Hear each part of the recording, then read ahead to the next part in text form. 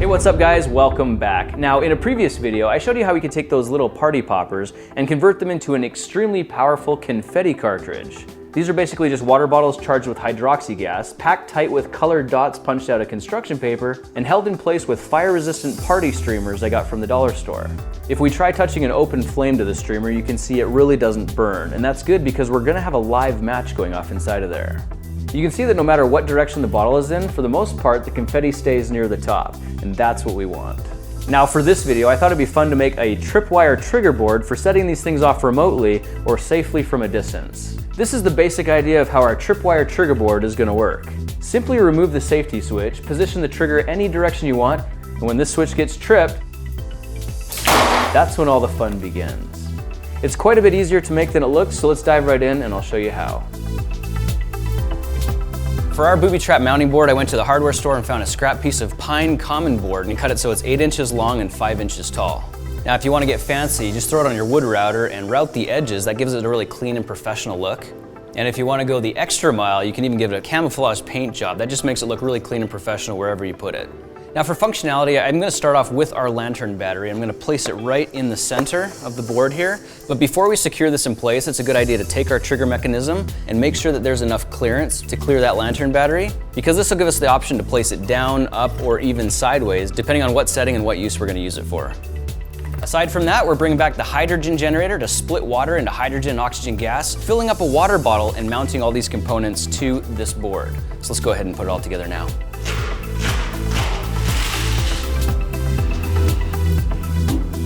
Now you're gonna need some kind of an insulated copper cord. I just went down to the thrift store and bought a cell phone charger for about $1. Cut the head off, split it down the center, and just like that, we've got 2 insulated copper wires that are gonna be perfect for this project.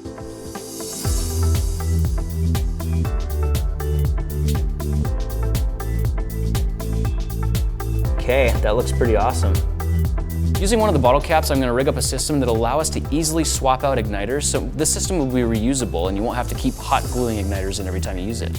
The way to do that is to poke a small hole through the cap, run both wires, and then hot glue it from both sides. And we're going to hot glue the wires as well so they keep a little bit of a distance from each other and they don't accidentally short out inside of the bottle. I'm also going to be using some of these homemade igniters we made in one of our rocket projects. It uses a match and one thin wire to ignite with electricity. And all triggered by one of these clothespin tripwire mechanisms that I'll show you how to make in a future project. So theoretically, this is how the system's gonna work. We've got a 6-volt lantern battery that can set off a match by itself, but we've rigged it up with a circuitry so there are 2 broken circuits. As long as this circuit is open, there's no way that match can light, but once we close that, the only switch left waiting to be activated is the clothespin. When the centerpiece gets pulled out, these electrical contacts will slam shut, shooting electricity through the igniter, which will flare up, light off the gas, and make a surprisingly powerful explosion, which will make a huge mess that somebody's gonna have to clean up.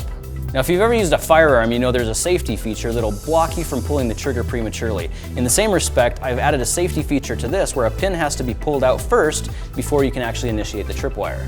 From here, all we have to do is remove the cap, insert the igniter, set it in the system, and it's pretty much charged and ready to go at that point. So now that we've got this beautiful contraption built, there's a lot of different ways that we can integrate it. In fact, the imagination is probably your only limitation. You could use it anywhere.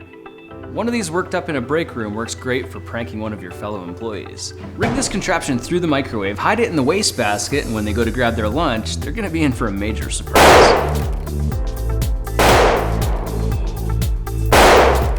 Another idea is to mount this contraption on the door frame in the bathroom or some other room that doesn't get used very often. Use something like double-sided sticky tape to stick it to the wall, rig the fishing line to the back of the door, and very carefully set the trigger.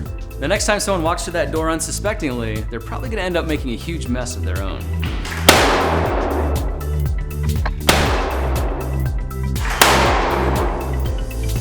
So guys, it's important to remember this is actually a really dangerous project. These are not the kind of pranks you'd want to play on your coworkers. These are more the kind of jump scare pranks you'd play on me. But this concept could easily be adapted to make a tripwire alarm, an airsoft grenade. You could use this system to light fireworks safely from a distance, or even make a zombie perimeter breach so you get a heads up on when they're coming. So there you have it guys, that's how to make a Boobytrap tripwire trigger board. Stay safe, and I'll see you in the next project video. Talk to you then.